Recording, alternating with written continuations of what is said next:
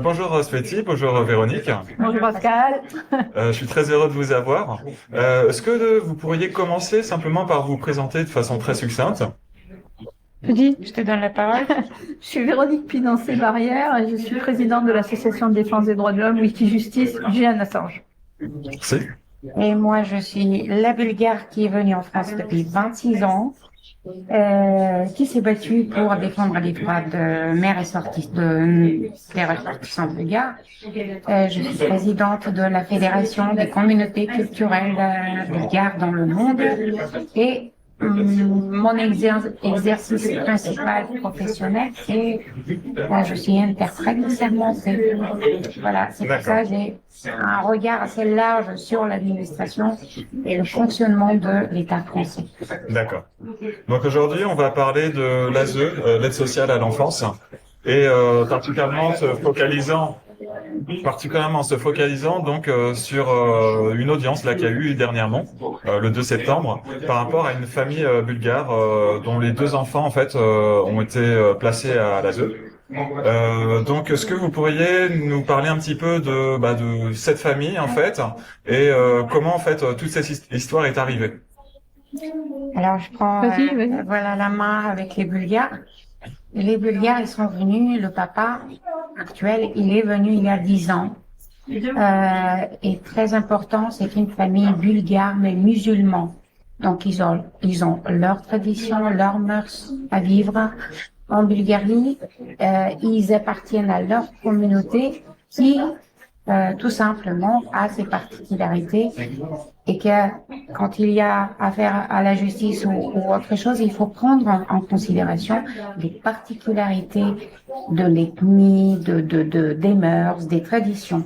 Parce que je retrouve que dans la justice française, ce point qui est primordial n'est pas présent en compte. Alors pardon, je suis désolé, quand on a les mains sur la table, ça fait un peu trembler la vidéo.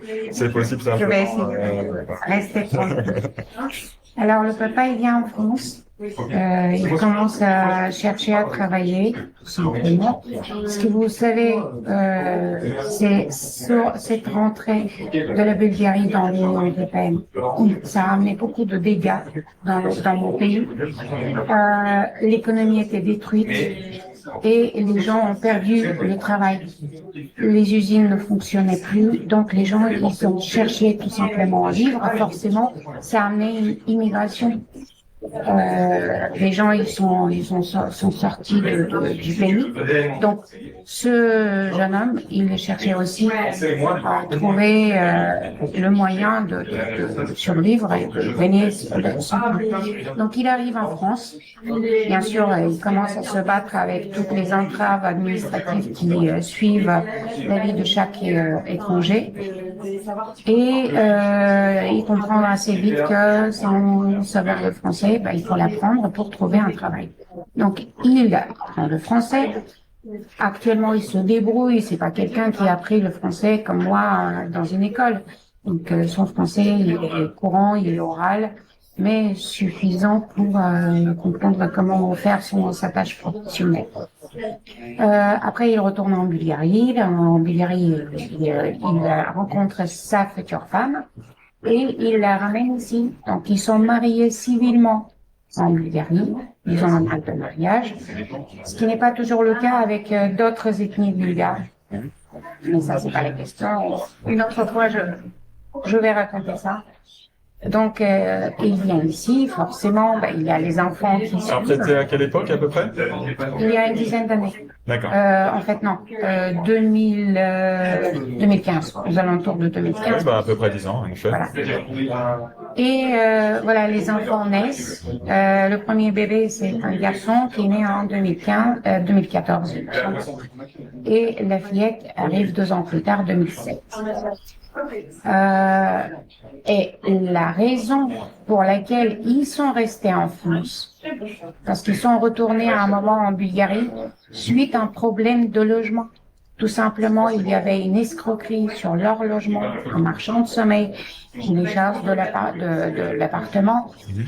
Au tribunal, pareil, ils subissent une injustice Je vais pas raconter tout ça parce que ça va être très long, mais on les a tout simplement condamnés à payer d'un coup 18 000 euros. Un Français m'explique comment on paye 18 000 euros tout d'un coup. Il les a payés grâce à son travail, à ses propres deux mains. Donc, ils retournent en Bulgarie à ce moment-là parce qu'ils n'ont plus de logement avec les bébés. Donc, ils vont pas risquer la vie des enfants à traîner dans la rue. Donc, ils sont retournés en Bulgarie. Les enfants, ils étaient scolarisés en Bulgarie. Ils ont appris le bulgare. Voilà, ils ont vécu tout simplement normalement comme ça peut dire. Après, comme ils travaillaient ici, il les a ramenés encore une fois parce qu'il a trouvé un travail stable avec un contrat et voilà, il a trouvé un logement. Bon, le logement, comme tous les Français le savent, c'est très difficile à le louer et souvent les logements ont des problèmes énormes d'hygiène ou de conditions. Voilà. Cet appartement, je l'ai vu, il est bien, il est spacieux, 55 mètres carrés, mais avec une humidité terrifiante. Donc, pour moi, et l'agence qui loue, et la mairie, et le service, les conditions d'hygiène doivent se saisir. J'ai pas eu encore le temps d'appeler la mairie, mais je vais le faire. C'est pas le problème d'hygiène de la famille, c'est une humidité qui vient, tout simplement, il n'y a pas d'isolation. Il y a une cave au-dessus. Et pour cet appartement, 55 mètres carrés, il paye un loyer de 1100 euros. Et il réussit à le payer. Et alors, j'imagine que c'est pas au centre de Paris, c'est pas dans le Marais. Non, c'est dans le 77, le département où je trouve énormément d'abus de droit et pas mal de schémas criminels que l'État doit aussi se saisir sur le sujet. D'accord. Donc les enfants naissent et les parents viennent pour exactement trouver une solution du problème médical du garçon. Je vais pas le dire quel est ce problème, mais il croit que les médecins français vont apporter une solution, ce qui n'est pas le cas. Les médecins français aussi ne trouvent pas de solution, comme les Bulgares. Mais les Bulgares médecins, ils s'appuient surtout sur la pratique et le savoir-faire et vivre de la vie, que les médecins français sont un petit peu plus décalés, éloignés de la vie. Ils se basent sur des théories scientifiques, pour ne pas aller plus loin. Donc, ils restent en France, les enfants sont scolarisés à côté de chez eux, et la maman, forcément, elle ne parle pas le français parce que les musulmans sont un petit peu plus timides et ils ont une autre vision sur la vie. Voilà, les femmes seules se promènent pas n'importe comment voilà, dans les rues. D'accord. Donc, elle est un petit peu isolée, mais c'est le cas de beaucoup d'étrangers qui s'intègrent petit à petit ou jamais. Et Alors, peut-être qu'on peut demander à Véronique, par rapport aux enfants, justement, qu'est-ce qu'on leur a reproché? Enfin, comment ça se fait que finalement on les a attaqués? C'est une dénonciation de voisine qui a dit que le père avait battu la mère ou avait maltraité la mère, c'est ça? oui, voilà, il y avait une violence. Et à partir de là, tout va s'enchaîner, tout va s'engrainer. Et on va leur retirer les enfants de façon assez violente, sans qu'il y ait une enquête préliminaire. Ça, il faut toujours préciser ça, parce qu'en fait, moi, je m'attaque énormément au volet juridique. C'est-à-dire que dans cette affaire, le premier verre de procédure, c'est qu'on enlève des enfants sans qu'il y ait enquête au préalable juridique. J'insiste, juridique. Il faut une enquête préliminaire juridique. Quand il y a une infraction, un délit, un crime qui implique des citoyens français, c'est une enquête préliminaire juridique qui débouche sur une instruction qui est menée par un juge. Or là, ni d'enquête préliminaire par la police, ni d'instruction menée par un juge. On arrive directement à l'ordonnance de placement. Donc c'est la voisine, elle, qui a dénoncé. À qui s'est-elle adressée? La directrice de l'école. La directrice. D'accord, donc c'est passé par l'école. Oui. Et donc c'est à l'école en fait que l'école ensuite qui a fait la démarche d'aller voir la justice pour. Ouais. D'accord. Les écoles font de plus en plus de signalements. sur des bases très, très, très fallacieuses ou pas du tout avérées. Enfin, ils ne vérifient pas les données et ça place les parents. Alors, on a des exemples qui n'ont pas fini en justice, mais on a des exemples dans toutes les écoles parisiennes notamment, où les instituteurs, les directeurs d'école font des signalements tout à fait abusifs pour des choses qui n'ont que jusqu'à présent, il n'attaché aucune importance. Et en fait, est-ce que là, ils signalent directement à l'aide sociale à l'enfance? Alors, il y a une cellule qui s'appelle le CRIP. Normalement, c'est signalé au CRIP. L'aide sociale à l'enfance n'intervient qu'après. A priori, la voie royale pour dénoncer les maltraitances sur enfants, c'est je saisis le président du conseil départemental, je saisis une assistante sociale, qui saisit ou le numéro, je sais plus comment c'est le numéro des enfants là, pour la protection de l'enfance, qui lui saisit le procureur de la République, qui lui saisit le président du conseil départemental, le président du conseil départemental saisit le procureur, qui lui, en fonction de l'enquête préliminaire qui a été menée ou pas, à charge et à décharge, il faut bien rappeler que c'est mené, une enquête préliminaire est menée à charge et à décharge, elle peut déboucher sur rien. Et alors, si l'enquête débouche sur quelque chose, le procureur saisit alors un juge qui ouvre une instruction à charge et à décharge.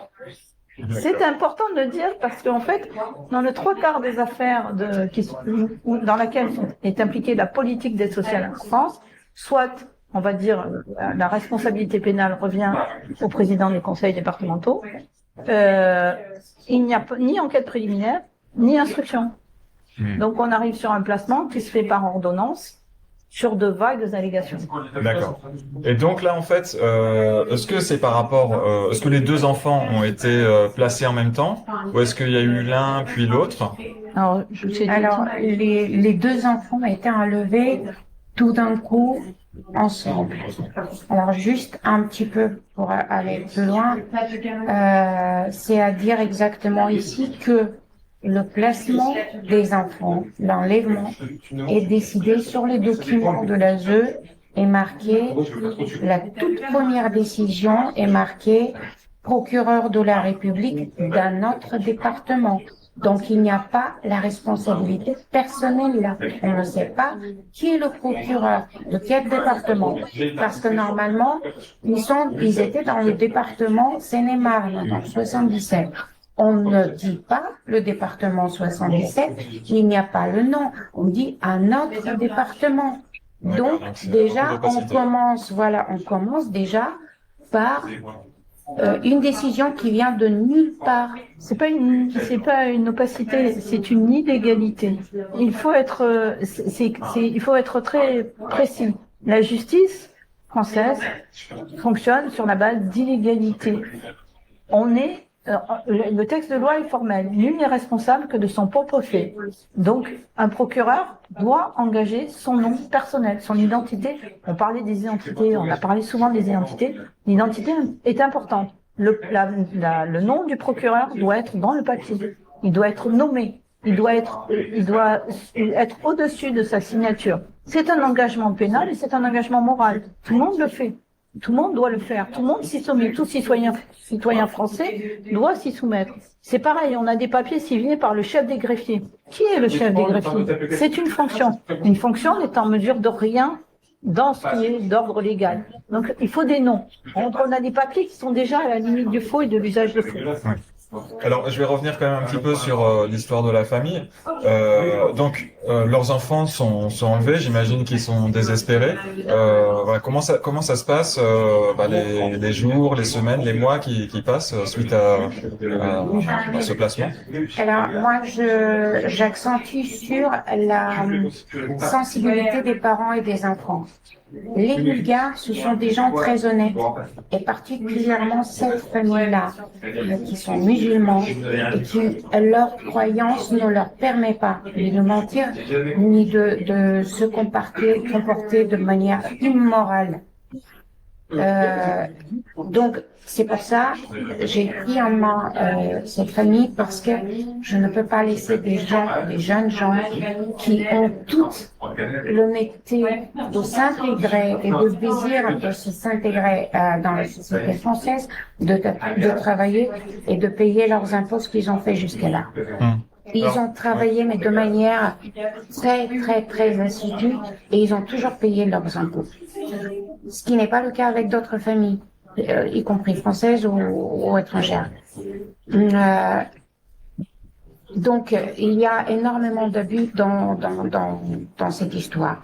La voisine, en fait, c'était la seule personne où la jeune maman se confiait, racontait sa vie, ses difficultés. Donc, elle cherchait un petit peu d'aide, y compris que la famille, le grand-père donnait des cours de français aux enfants. Donc, ce grand-père, cet homme, s'est permis aussi de tirer les oreilles de la fillette ou d'un petit peu donner des petites giflettes comme ça, parce que elle apprenait lentement le français, ce qui n'est pas vrai. L'enfant est très intelligent. Mais ces paroles, en fait, ces gestes, on les a mis sur la tête aux parents. On reproche aux parents ou à la mère de gifler ses enfants, ce qui n'est pas vrai. Donc, l'agresseur ou le voleur crie, tenez le voleur. Ça, je le retrouve assez souvent dans la vie quotidienne. Alors moi je voulais parler donc ça c'est finalement l'avant et ensuite la vie de cette famille en fait est-ce que elle peut revoir ses enfants suite donc à ce placement? Ils ont droit de voir 2 fois dans le mois les enfants pendant 1 heure. Ça fait pas beaucoup, oui. C'est inimaginable. En sachant que les enfants sont retirés le 1er février 2024. On est 1 an et demi plus tard, et pendant les vacances d'été, on a toujours demandé d'avoir les enfants un petit peu plus souvent pendant les vacances. Le juge a refusé. Le juge d'ailleurs a refusé absolument toutes les demandes qu'on a faites. Je vais les citer après. Prenant en compte que les rapports de l'ASE. Donc, tous les procès et toutes les décisions de ce juge, et je le maintiens, et je l'ai dit devant eux, y compris quand cette juge m'a interrogé sans me prévenir qu'elle enregistre mes paroles, je leur ai dit que c'est un procès inéquitable. Elle prend parti, et son parti, elle est très partie prenante par rapport à l'ASE. Elle se base sur les rapports de l'ASE, mais jamais sur les dires ni des enfants, ni des parents. Quand les enfants, mais depuis le début, ils disent on veut rentrer à la maison. Quand est-ce qu'on va voir les parents? On veut être avec les parents. Et à dire aussi, accentuer sur ce moment-là primordial, c'est que il n'y a pas de violence sur les enfants. Il n'y a pas de conflit entre parents et enfants. Et d'ailleurs, il n'y a pas de conflit et violence entre les parents. Il y avait un moment difficile qui arrive, mais dans toutes les familles, que ce soit françaises ou étrangères, entre mari et épouse, il y a toujours des moments qui sont difficiles. Ce qui était le cas. Donc, elle a confié ce moment difficile à sa voisine, et la voisine, ce qu'elle a trouvé à faire, c'est d'aller dénoncer ça, en sachant aussi que la voisine, elle fait toute tentative de faire divorcer les 2 parents en disant, voilà, ton mari, il sert à rien, tu seule, maman seule, tu auras le droit d'une maison gratuite, d'aide de l'État, voilà, tu seras super aidée, et ton mari, il sert à rien, il n'est pas un homme. Voilà. Donc, mais personne n'a vérifié les paroles de la voisine. Et alors justement, par rapport à cette voisine, moi j'ai cru comprendre qu'elle avait même fait installer des caméras pour épier ses voisins. Oui. Cette famille-là qui habite juste en face de la jeune famille, ils ont installé 5 caméras dans les parties communes. 5 caméras. Et 2 desquelles regardent directement sur l'appartement. Là, j'ai pas eu le temps. J'ai appelé tout simplement l'agence immobilière pour les prévenir qu'il y a des actes illicites et qu'ils prennent des mesures. Et là, j'envoie directement une plainte pour outrage à la vie privée. Alors toutes les deux, en fait, vous êtes un peu engagées dans cette affaire. Comment est-ce que vous avez découvert finalement ce cas-là? Qu'est-ce qui vous a poussé justement à vouloir les aider et quelles sont vos actions concrètes là-dedans? Peut-être Véronique pour commencer, Sveti dans un deuxième temps. Alors, c'est Sveti qui est venu nous soumettre le cas, pour le coup, de ces deux enfants bulgares. Comment les aider? Alors nous, on leur apporte une aide juridique, c'est-à-dire qu'on prend le dossier, on étudie les papiers officiels, enfin toutes les ordonnances, etc. Donc on se rend compte de toutes les vices de procédure, et Dieu sait qu'il y en a, toutes les illégalités, et Dieu sait qu'il y en a. Et on essaie de les lister pour les poser sur la table au moment des audiences. Bah, toutes les deux, vous n'êtes pas avocate directement, Non. mais vous apportez de l'aide par ailleurs. Alors moi, je me suis mis le nez dans le droit, c'est le cas de le dire, international, national et international, au moment de l'affaire Assange. Alors tu fais justement partie d'une association, Voilà, tu peux nous parler? alors qui au départ a défendu le citoyen que nous souvenons de Julian Assange, et à partir de ce moment-là, on a compris qu'il fallait qu'on démonte toute la procédure judiciaire en Angleterre, ce qui nous a obligés à étudier le rule of law anglais, les lois américaines, les lois suédoises, et on a vu plus large après d'ailleurs. Donc on s'est mis au droit par le biais d'Assange. Et après, on a compris que, en fait, comme la procédure Assange est une fausse procédure, en fait, en France, on se retrouve face aux mêmes fausses procédures, qui sont des procédures qui ne respectent pas les principes conducteurs des procès, ni des instructions, ni des enquêtes. Donc, il y a des procédures qui se passent en marge du règlement judiciaire. D'accord. Et donc, toi, Sveti, est-ce que tu connaissais déjà ces personnes? Enfin, comment tu as pris connaissance de ce dossier et qu'est-ce qui t'a poussé finalement à vouloir t'y engager? Alors, comme je m'occupe des Bulgares partout en France, c'est pas le premier cas que je connais avec abus des droits. J'ai eu un bébé aussi il y a 3 ans qui était il y avait des tentatives d'enlèvement et séquestration dans un hôpital tout de suite après la naissance. C'était l'hôpital de Bondy. La maman a été séquestrée pendant 30 jours. On la laissait pas partir avec son bébé parce qu'il y a une assistante sociale qui a décidé que la maman elle est seule et elle est pas capable de s'occuper de son enfant. Donc on a mené la bataille. Et actuellement, ce bébé, il est sauvé, même s'il était retiré pendant 1 an dans une famille qu'on ne connaît pas. Et actuellement, la famille bulgare vit avec le bébé et la petite sœur qui est venue 1 an plus tard en Bulgarie, protégée, parce qu'ici, même s'ils ont rendu l'enfant, ils ont continué la persécution psychologique des parents. Et je trouve que des gens, et il y a énormément de cas français aussi, une fois tombés dans les listes de l'ASE, on s'en sort plus. Alors, on va parler de l'ASE de façon plus prononcée tout à l'heure. Oui. Donc la famille, j'ai appris parce que les Bulgares me connaissent et à chaque fois ils m'appellent au dernier moment quand les choses sont désespérées et impossible à sauver. Donc malheureusement c'est toujours le plus difficile. Il y a une dame qui avait des problèmes avec la justice dans les affaires familiales. Elle a donné mon téléphone et les parents m'ont contacté. D'accord. Et là, donc, c'est toi qui leur as conseillé d'attaquer l'ASE? Alors, moi, ce que j'ai conseillé, c'est on suit les préconisations de l'ASE. Et dans l'effort de prouver nous-mêmes qu'ils sont innocents, qu'il n'y a pas de violence, que tout ce qu'ils disent et tout ce qu'on leur reproche, ce sont des mensonges, ce sont des propos qui ne sont pas avérés, qu'il n'y a pas de confrontation entre la voisine ou la dénonciatrice. Parce que en fait, pourquoi on dit voisine? Parce que dans tous les documents judiciaires, c'est marqué, c'est la voisine qui a dit, c'est la voisine qui est allée dire à la directrice. Moi, j'ai contacté l'école où étaient les enfants, l'école Séverine à Villeparisis. J'ai demandé un rendez-vous avec la directrice pour voir quels étaient les problèmes, mais que la mère soit accompagnée pas avec une traductrice farfelue, parce que la voisine, elle parle français, mais n'est pas une traductrice professionnelle assermentée. Et elle a usurpé, c'est aussi un problème, elle a usurpé une profession, elle se présente comme traductrice, elle ne l'est pas.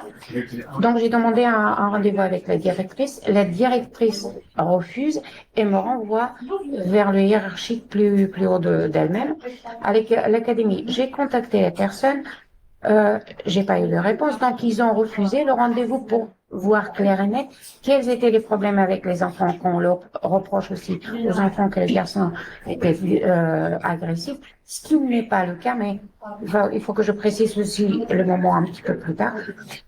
Donc, le problème avec l'enfant, c'est que il a son problème médical, il porte une couche en ce moment. À 10 ans, il a encore une couche, parce qu'on ne peut pas s'en passer de cette couche, puisque les médecins n'ont pas trouvé la solution, le traitement. Donc, il y a un harcèlement de la part des camarades, de ses camarades. L'enfant, il rentre à la maison en pleurant. Il se voit moqué par ses camarades. On lui prend le sac, on piétine sur le sac. Voilà. Et l'enfant, tout simplement, se défend. Je ne comprends pas pourquoi la directrice et l'équipe enseignante n'ont pas vu la souffrance de l'enfant. Pourquoi l'enfant ne voulait pas aller à l'école. Mais tout de suite. Donc ça, c'est depuis qu'il est placé? Avant qu'il soit placé. Avant qu'il soit placé, d'accord. Avant. Pourquoi l'école n'a pas vu et n'a pas défendu l'enfant, mais il se fie à des paroles d'une inconnue qui vient comme ça. Mais elle pouvait avoir des intérêts, cette femme-là. Je vais pas aller plus loin parce qu'elle a aussi ses intentions. Je vais pas y aller jusqu'à là pour préserver son intimité, mais elle n'a pas préservé l'intimité de sa. En plus, cette voisine, elle est cousine lointaine de cette famille. Ah oui, d'accord. Donc, il y a en plus un lien. Voilà. Et cette cousine, elle a fait un abus de confiance. La maman se confie et elle abuse de la confiance. Alors, si on en revient sur le procès en lui-même, est-ce que vous voudriez présenter un petit peu les éléments du dossier? Alors, peut-être qu'ils sont pas tous... on va pas tout dire non plus. Moi, je voudrais déjà intervenir sur une chose, c'est que Sveti a dit quelque chose d'étonnant. Il a dit on va prouver notre innocence. On est là pour prouver notre innocence. Or, en France, comme ailleurs d'ailleurs, puisqu'en Angleterre c'est la même chose, l'innocence n'est pas à prouver. On doit prouver la culpabilité de quelqu'un. C'est dans la justice. C'est la présomption d'innocence. C'est ce qu'on appelle la présomption d'innocence. C'est dans l'article préliminaire du Code de procédure pénale. Ça doit être respecté. La présomption d'innocence vaut dès le départ de la procédure. Donc ce n'est pas à la personne suspectée de prouver son innocence, c'est à la personne qui l'accuse de prouver sa culpabilité. La personne suspectée ne fait que se défendre. Elle contre-argumente. Donc là déjà, essayer de prouver son innocence, c'est aller à l'encontre des principes de la justice française, y compris la justice anglaise, parce qu'il y a l'habeas corpus et tout le reste. Donc on est déjà dans un déni de justice. Donc voilà, moi c'est ce que je tenais à préciser parce que c'est important parce que beaucoup de gens ne le savent pas. C'est capital. Et donc là-dessus, justement, ça peut être un élément sur lequel vous allez... Oui, c'est un élément sur lequel on attaquer même. Oui, on va attaquer. Oui, parce que c'est une violation du serment du juge qui juge de mener les débats avec impartialité. Et le procureur de la République est garant de cette impartialité. Et le président du conseil départemental en tant que magistrat, parce qu'un président du conseil départemental comme un maire est magistrat, est lui aussi garant de cette impartialité. Donc, toutes ces personnes-là sont responsables, voire coupables s'ils ont violé la loi. Et bon, il y a quand même on peut dire qu'il y en a quelques-uns qui violent la loi. Donc voilà. Nous, ce qu'on veut, c'est aussi démonter le procédé. Parce que c'est un procédé juridique illégal. D'accord. Donc, au-delà de aider la famille, en fait, vous avez des objectifs qui vont un peu plus loin également, qui pourraient peut-être servir de jurisprudence. Ah on espère bien, surtout de faire en sorte que tout le monde se remette dans les clous de la loi. Oui, les personnes dépositaires de la loi doivent être irréprochables quant au maintien de la loi et quant à l'application de la loi. Si eux fraudent la loi, c'est difficilement demander aux autres de pas le faire. Alors, on reviendra sur l'ASE Juste après, mais juste avant, je voulais vous dire que donc il y a eu une audience le 2 septembre, donc Oui. c'était hier, là on le tourne le lendemain, on est le 3. Mhm. Et donc suite à cette audience, finalement, il y a eu report, Oui. c'est-à-dire que n'ont pas pu être entendus les parents. Et la séance en elle-même, elle a été étrange parce que les parents étaient présents, mais personne d'autre ne pouvait être présent. Mhm. Donc là, il y a déjà des choses un peu étranges. Est-ce que vous pouvez en parler déjà? Alors, il y a eu rétention de pièces de la part du parquet de Meaux, Première instance. de première instance.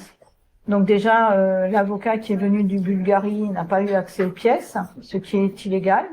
Toutes les pièces doivent être données à toutes les parties, c'est comme ça. Sur papier, c'est marqué dans le texte de loi, il faut. Et c'est fixé avant la loi, et elles doivent être accompagnées d'un bordereau de pièces et chaque pièce étant numérotée, à la fois sur le bordereau et à la fois sur la pièce. Alors là, c'est franchement, il n'y en a pas un qui fonctionne comme ça. Hein. Donc, ils ont reporté l'audience au motif que l'enfant, je ne sais plus comment il s'appelle, le petit garçon, C'est pas grave, on va pas Annie, divulguer. voulait être présent à l'audience. Mais en fait, il aurait dû être présent de fait. C'est une audience qui concerne les enfants. Donc les enfants doivent être présents. Ils doivent s'exprimer, c'est dans le texte de loi. Or, dans toutes ces affaires qui passent par l'ASE et tout ce système, les enfants ne sont jamais présents. Ce sont des personnes mandatées plus ou moins de façon légale qui parlent à leur place, des avocats, des éducateurs, mais l'enfant jamais. Moi, toutes les audiences auxquelles j'ai assisté, aucun des enfants n'était présent. Parce qu'on pourrait se dire, en effet, les enfants ne sont pas encore en capacité de pouvoir raconter vraiment ce qui s'est passé. Néanmoins, là, l'enfant, il a quand même 11 ans, en tout cas pour le Oui. petit garçon. La petite fille a 9 ans, 8 ans, 9 ans, il me Oui, semble. ils ont le discernement, donc la loi précise qu'ils peuvent être entendus. Et donc, la séance a été reportée. Quelles sont les difficultés justement que ça induit? Alors, déjà, à quelle date ça a été reporté? Parce qu'il y a des personnes qui voudraient vous soutenir. Alors, l'audience suivante, c'est le 21 octobre, donc dans un mois. Donc 2025. 2025. Juste, je souligne le fait que toutes les audiences dans le tribunal où il y a des enfants retirés et des affaires avec l'ASE sont à huis clos. Pourquoi on doit avoir des audiences à huis clos? Qu'est-ce qu'il cache l'ASE? Qu'est-ce qu'il cache les juges? Parce que s'ils n'amènent pas les enfants, comme disait mon ami, si les enfants ne sont pas présents dans la salle, qu'est-ce qui empêche que le procès soit public, que les gens puissent d'eux-mêmes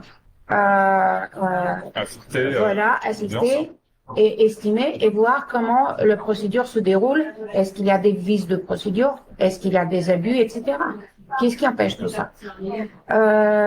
Par rapport aux parents, nous, avec cette grande journaliste, c'est la vie qui nous a confrontés avec des cas et des souffrances terribles. C'est pas qu'on veut aller contre un système ou quoi que ce soit. Tout simplement, moi, les trois qu'on ici réunis, je pense qu'on cherche la vérité et la justice. Je suis venue en France et j'ai toujours respecté la loi française. Et j'y croyais énormément. Je suis traducteur-interprète. J'ai porté serment de dire toujours la vérité. La charte de Munich, voilà. Vous connaissez? Voilà. La charte de Munich, on la tient dans la main. Je suis ex-journaliste. Donc, la vérité pour moi, c'est dans mon cœur, c'est être intrinsèque. Et je ne vais pas nier à ma nature, ma caractère et à l'essentiel dans ma vie. Donc, on cherche la vérité, on veut établir la justice, et suite à tout ce qu'on a découvert, on a vu que le système français judiciaire ne fonctionne pas. Il y a tellement d'abus de droits fondamentaux que ce serait un crime si nous on se tait. C'est pour ça on est parti vraiment à dévoiler, à raconter les cas qu'on a sur notre cœur et dire que en ce moment la justice française ne fonctionne pas parce qu'il y a exactement l'essentiel, le droit fondamental d'accès au dossier du procès. Moi, j'ai accompagné les parents en tant qu'interprète. Leur droit d'avoir un interprète est bafoué tout le temps. Leur droit à l'accès à l'information est bafoué. On a vu et entendu toutes sortes de prétextes pour ne pas avoir le droit à accéder au dossier. Jusqu'à il y a quelques jours, on ne savait pas de quoi on les reproche. Quelles sont les accusations, qui les reproche, qu'est-ce que veut en fait la justice, disant oui, la voisine elle a dit que vous êtes violent, y compris que pendant les rendez-vous avec l'ASE, entre les parents et l'ASE, et que j'étais conviée par l'ASE, invitée, je me suis pas introduite toute seule à ce rendez-vous. Le rendez-vous, c'est au centre de l'accueil familial, s'est transformé en tribunal. La chef de l'ASE de 77, elle disait, ses propos sont mot à mot comme ça. Mais monsieur, vous reconnaissez votre tort et votre culpabilité que vous étiez violent. Et à ce moment-là, j'ai pas tenu et je lui ai dit, madame, avec toutes mes excuses que je vous interromps, je ne peux pas accepter, on ne peut pas accepter que vous voulez que monsieur se reconnaisse coupable de quoi? Tout simplement parce qu'il y avait un moment difficile et qu'ils se sont compris à la fin, le mari et la femme, que vous voulez que monsieur, ici, monsieur, il se reconnaisse de quelle culpabilité ou de quel crime. Donc là, elle n'était pas contente forcément, et depuis, je ne suis pas bien vue quand j'accompagne les parents, mais je ne vais pas renoncer à les accompagner, parce que dans un endroit public, toute personne doit et peut être accompagnée, assistée par un ami, voilà, un conseil professionnel. Ce qu'on me refuse en permanence, y compris de traduire quand ils sont dans l'accueil de l'ASE, on les force à signer de documents vides et non traduits. 20 ans, je suis dans la justice, pendant les 2 audiences, dans les commissariats. On interroge des criminels. Jamais je n'ai vu qu'un policier donne à un criminel en détenu ou un accusé de signer un document sans que le document soit lu. Mais ça arrive à presque tous les parents, surtout des étrangers, qu'ils doivent signer un document qui n'est pas traduit. Violation totale du droit de comprendre ce qu'on signe. Alors donc là, on voit qu'en effet, il y a beaucoup d'abus dans la justice. Véronique, là, je posais la question aussi de savoir qu'est-ce que ça implique pour vous finalement qu'il y a eu ce report. Quelles difficultés ça... Alors pour la famille, c'est un coût financier parce que malgré tout, ils ont un avocat bulgare qui s'est déplacé, qui a été, effaré par le fonctionnement de la justice française. C'était la première fois qu'il avait affaire à la justice française? À la justice française, oui, il a eu affaire à la justice libyenne, à la justice allemande. Enfin, le juge ne connaissait pas les textes de droit. Donc, il a été effaré. On lui a fait de la rétention d'informations, ce qui est contraire à toutes les règles de l'éthique et toutes les règles de loi, d'ailleurs, en justice. C'est-à-dire que les pièces, je le répète, doivent être accessibles à toutes les parties. Par tous les moyens. Excuse-moi, Véro, par tous les moyens. Tous les moyens. La Cour d'appel de Paris donne accès de manière électronique seulement. Il refuse le support physique. De l'imprimer. C'est inouï. Or, ça devrait être imprimé parce qu'il y a des gens qui n'ont pas d'abord d'ordinateur, parce qu'ils n'ont pas les moyens ou parce qu'ils savent pas s'en servir. Et c'est dans la loi, il faut le donner, en papier aussi. Donc, ils font pas leur travail à ce niveau-là. Donc, beaucoup de vices de procédure. Oui, alors ça, on n'arrive plus à les compter. Donc voilà, et donc ça va être pour les parents de nouveau payer l'avocat, le séjour d'avocat, le retour de l'avocat, parce que malgré tout, même s'il est très très très arrangeant, il y a des frais fixes, on peut pas les éviter. Et puis c'est dommageable pour les enfants, qui Oui. veulent Ça retourner fait dans encore leur... attendre, On a donc une vidéo avec l'avocat où ils disent à l'avocat qu'ils veulent retourner chez leurs parents. Il faut préciser que dans la loi, l'enfant doit être maintenu le plus possible dans le milieu familial. C'est un texte de loi que le juge doit y veiller et que donc si l'enfant demande à être dans la famille, il doit y être renvoyé. Ça, c'est évident. Sauf que les enfants ne s'expriment pas dans les cours, dans les audiences, et sauf que le juge ne tient absolument pas compte du principe que normalement un enfant doit être maintenu dans sa famille et que c'est l'État qui doit pallier aux défaillances de la famille. S'il y a des problèmes financiers, l'État devrait aider. S'il y a des problèmes d'éducation, l'État doit intervenir, mais au sein de la famille. Parce que ce qui est important, c'est que l'enfant garde pied avec sa famille. Et puis, sans compter que les déplacements peuvent se faire chez un oncle, un cousin, une tante, Une grand-mère. s'il y a vraiment problème.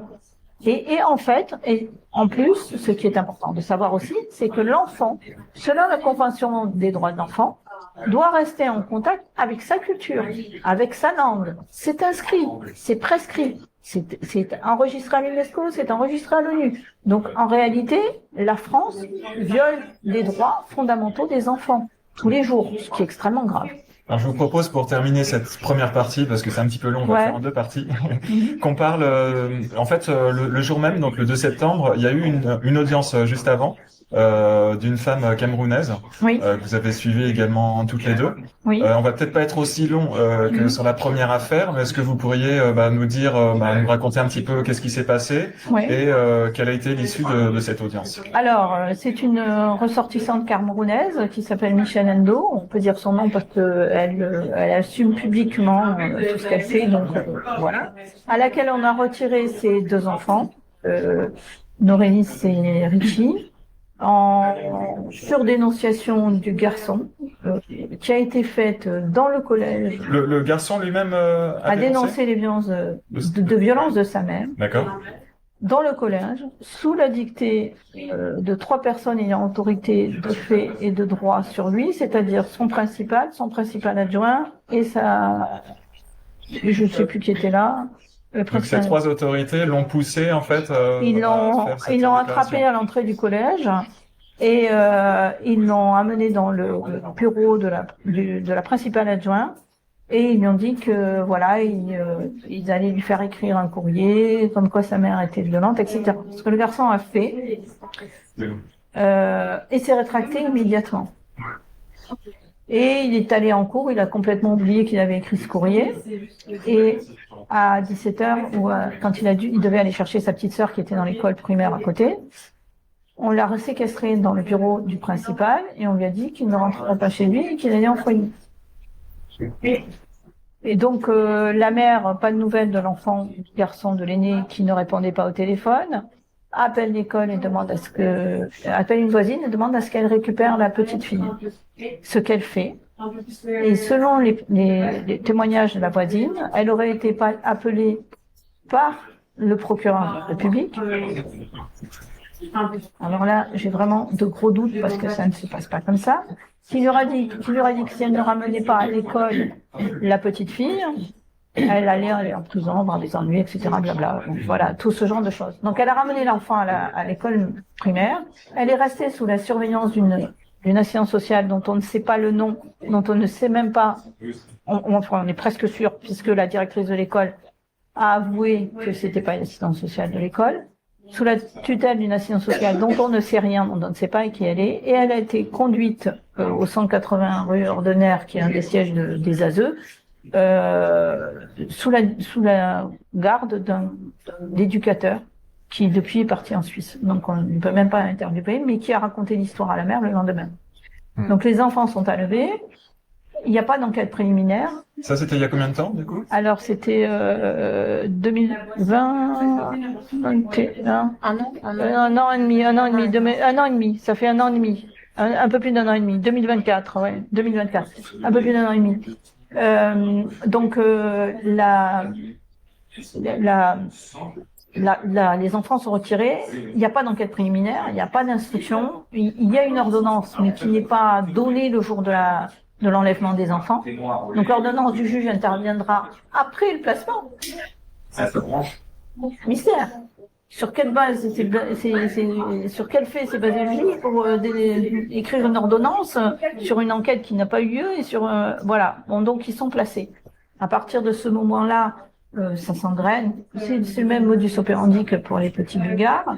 La mère essaye de récupérer les enfants, déjà essaye de comprendre. On l'accuse de violence. Il n'y a pas de preuve. On l'accuse de maltraitance. Il n'y a pas de preuve. Bon, enfin, de toute manière, les accusations, c'est trop fusionnel, trop machin, trop truc. Ne sont jamais, il faut le savoir, ou quasiment jamais, des infractions, des délits ou des crimes. Ce sont des petits Bulgares, la mère leur donne à manger du chocolat et du saucisson. C'est pas un délit, c'est pas un crime, c'est pas une infraction. Donc voilà, ça ne relève pas de la justice. Et du coup, les enfants sont placés. La petite, dès qu'elle est placée, présente une blessure très grave qu'on peut aller voir sur nos sites puisqu'on a porté plainte sur le bras, que les éducateurs de l'ASE prétendent être une griffure de chat, mais qui n'en est pas une, qui va s'avérer après l'examen du médecin. Nos médecins ont demandé qu'il y ait une expertise qui n'a jamais eu lieu.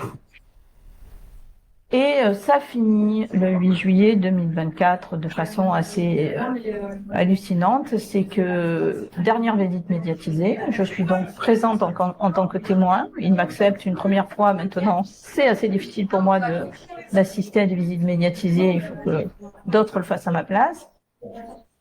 Visite médiatisée extrêmement instructive puisque je vois comment se comportent les gens, les éducateurs de l'ASE. Donc, dès que la mère a un contact avec l'enfant, c'est vous ne devez pas faire ci, vous ne devez pas faire ça, vous faites comme ci, vous faites comme ça. Donc, tout de suite, ça se bloque.